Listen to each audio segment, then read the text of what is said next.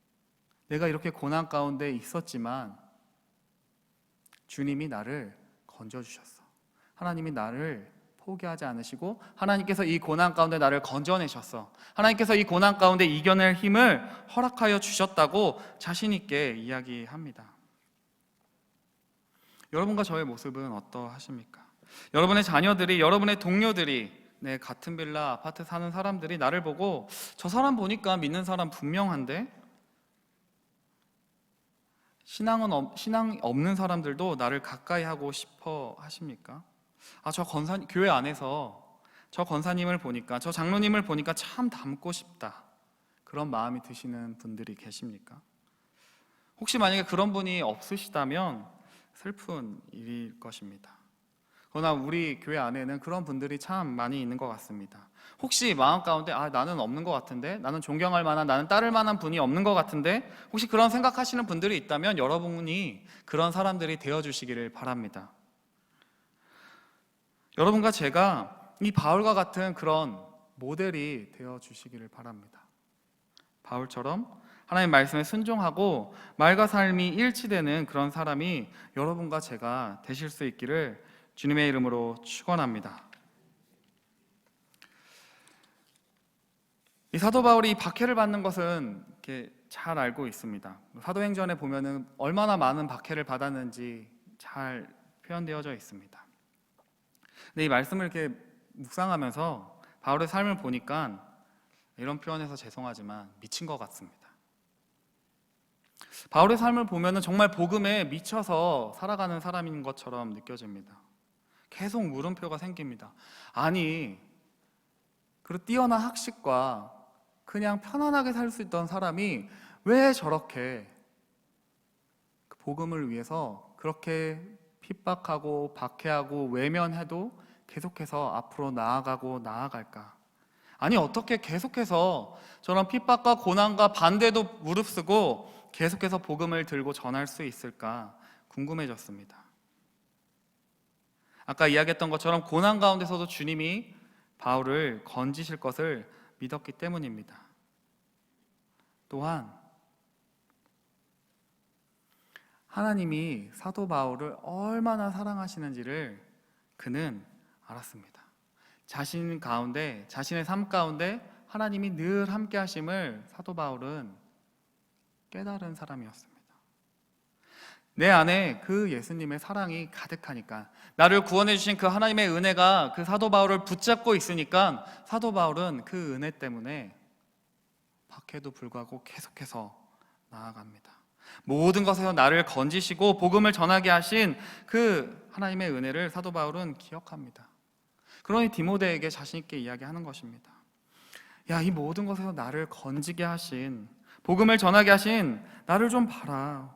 뭘 겁을 먹지?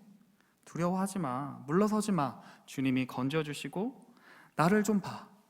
이 정말 하나님의 은혜와 상관없이 살아갔던 나도 하나님이 그 말씀으로 붙잡아 주시고 나를 구원해 주시고 하나님의 일을 위해서 쓰시는 것 좀 봐. 하나님이 너도 그렇게 붙잡아 주시고 사용하실 거야. 하나님께서 사도 바울을 구원해 주셨다는 사실이 디모데에게 소망과 위로가 되었을 것입니다. 여러분과 저의 삶도 하나님께서 구원해 주셨습니다. 그리고 하나님께서 여러분과 저의 삶도 사용해 주십니다.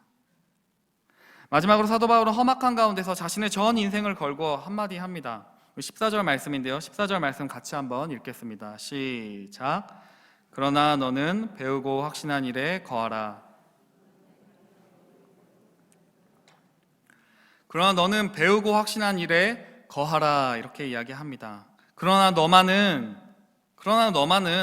성경을 배우고 확신하며 그 안에 거하라고 이야기를 하고 있습니다.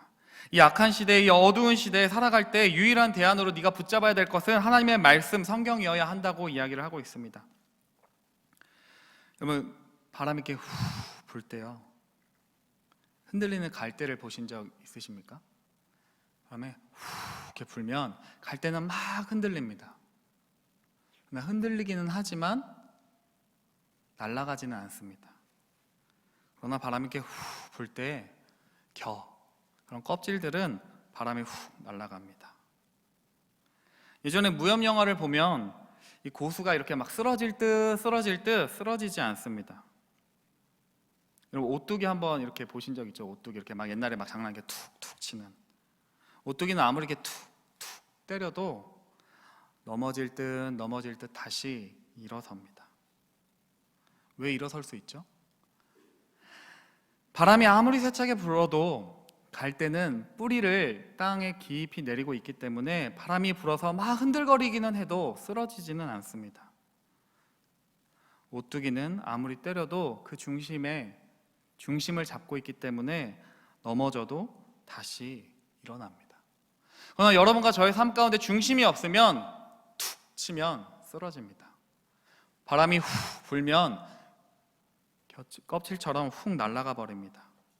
여러분과 저의 삶 가운데 말씀이 있어야 합니다. 하나님의 말씀이 여러분과 저의 신앙생활 가운데, 우리의 삶 가운데 하나님의 말씀이 중심을 잡고 있다면 여러분과 저의 삶 가운데 바람이 아무리 세차게 불러도, 아무리 세상의 압박과 핍박으로 여러분을 툭툭 때릴지라도 여러분 다시 일어설 수 있습니다. 사도 바울은 디모데에게 이야기합니다. 그러나 너는 배우고 확신한 일에 거하라. 너가 지금 살아가고 있는 세상은 악한 사람들이 있고 속이는 자들이 있고 점점 더 악해질 거라고 이야기를 합니다. 장밋빛 미래를 기대하며 점점 더 상황이 좋아진다거나 점점 더 정말 예수 믿는 것이 편안해지는 세상이 올 거라고 기대하지 말라고 이야기합니다. 너가 지금 당하고 있는 이 고난 가운데 악한 사람들이 점점 더 악하여진다니까. 속이는 자들은 점점 더 속일 거라니까. 점점 더 예수 믿는 것이 진리가 무엇인지 혼란스러운 시대가 올 거라고 이야기합니다. 그러나 너는 배우고 확신한 일에 거하라. 너 누구한테 배웠니? 너는 내가 누구에서 배운 것을 알지 않느냐? 너는 나한테서 배웠다 이야기합니다. 그리고 너희 외조모 로이스와 그 유니게를 통하여, 어머니 유니게를 통하여 네가 지금 배웠다고 계속해서 이야기를 합니다. 내가 누구에게서 배운 것을 알며 네가 또 어려서부터 성경을 알았다고 이야기를 합니다. 사랑하는 성도 여러분, 여러분과 제가 말씀을 배우는 일에 관심이 없으시다면 말씀을 읽으시기를 바랍니다. 말씀을 배우시기를 바랍니다. 이거는 교양서적이 되기 때문에, 우리에게 교양을 가져다 주기 때문에 말씀을 읽거나 배워야 한다는 말이 아닙니다. 15절 말씀에 보면 성경은 능히 너로 하여금 그리스도 예수 안에 있는 믿음으로 말미암아 구원에 이르는 지혜가 있게 하느니라. 그리스도 예수를 믿는 일은 하나님의 말씀을 통하여 이루어집니다. 우리가 말씀을 통하여 하나님을 보게 되고 하나님을 알게 됩니다. 이 하나님의 말씀은 우리에게 진리가 무엇인지, 우리가 어떻게 살아야 하는지, 또 우리가 얼마나 악한지, 우리가 얼마나 하나님을 반역했는지, 우리가 하나님과 얼마나 멀어져 동떨어져 살아가는지, 그리고 믿는 자들에게는 정말 하나님이 원하시는 것이 무엇인지를 가르쳐주며 하나님의 사람으로 온전하게 한다고 성경은 기록합니다.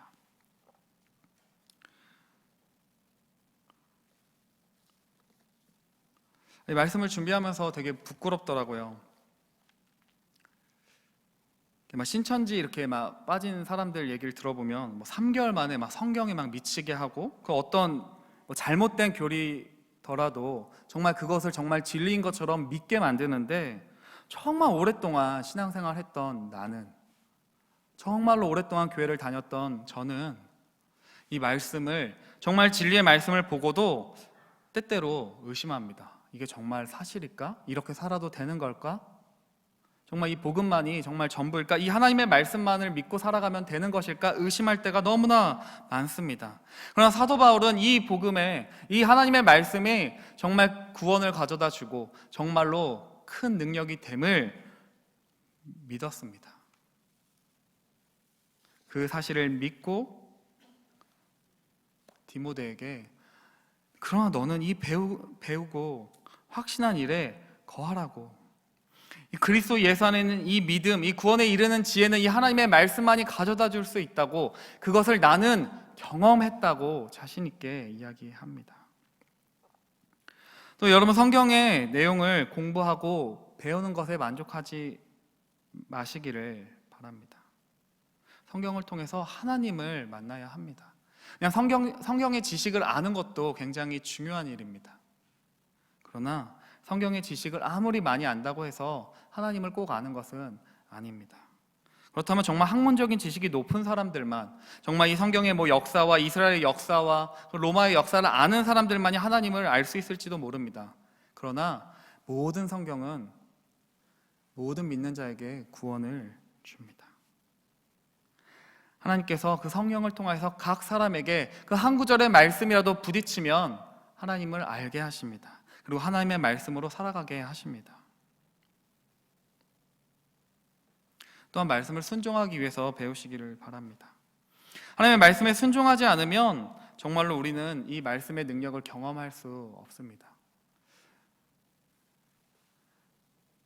지식적으로는 하나님의 말씀을 알 수 있습니다. 한 100독 정도 하면은 달달달달 암송할 수도 있을 것입니다. 그러나 이 말씀은 살아본 만큼만 남습니다. 사도 바울이 정말 이 말씀을 믿고 그대로 살아가지 않았다면, 정말 이 말씀대로 순종하여 박해를 받고 정말 그 복음을 전하기 위해서 고난받는 것, 핍박받는 것을 감당해내지 않았더라면, 정말 원수까지도 사랑하는 그 인내와 용납을 실천해보지 않았더라면 디모데에게 이렇게 자신 있게 이야기할 수 없었을 것입니다. 바울의 정말로 그 진지한 정말 신실한 삶이 없었더라면 디모데에게 사도 바울이 야, 너 내가 하는 거 봤지? 그럼 디모데가 그 사도 바울의 삶을 아니까 말과 행동이 달랐더라면 디모데는 아무런 위로도 받지 못했을 것입니다. 그리고 사도 바울의 삶을 따라가지 못했을 것입니다. 그러나 사도 바울의 삶이 어떠한지를 디모데가 알았고, 그 수고한 것, 그 정말 신실하게 주님을 따랐다는 사실을 아니까 디모데에게 이 사도 바울의 겉면이 위로가 되고 또 하나님께로 나아갈 수 있는 소망이 되었습니다. 여러분과 저도 동일합니다. 이 말씀을 읽고 또 암송하고 또 공부하는 것 중요합니다. 그러나 이 하나님의 말씀 앞에 잠잠히 머물러 이 말씀이 내 피가 되고 내 살이 되고, 그리고 이 말씀이 정말로 내가 내 마음에 부대끼는 그 말씀을 붙잡고 한 주간 또 한 달 매일매일 그렇게 붙잡고 씨름해 간다면 그 말씀이 곧 여러분과 제가 될 것입니다. 여러분과 제가 말씀을 듣는데도, 아무리 수없는 말씀, 수많은 말씀을 듣는데도 변화가 있지 않다면, 하나님을 닮아가지 않는다면 우리는 그냥 말씀을 듣고 그냥 흘려보내는 사람들일 것입니다. 그러나 하나님의 말씀은 능력이 있습니다. 하나님의 말씀은 우리의 영혼과 골수까지도 쪼개기까지 하십니다. 그 하나님의 말씀 앞에 여러분과 제가 날마다 머물 수 있기를 바랍니다. 하나님의 말씀에 머물지 않고서는 여러분과 제가 이 거친 세상 가운데, 이 혼탁한 세상 가운데서 정말 주님을 신실하게 쫓아가기 어려울 것입니다.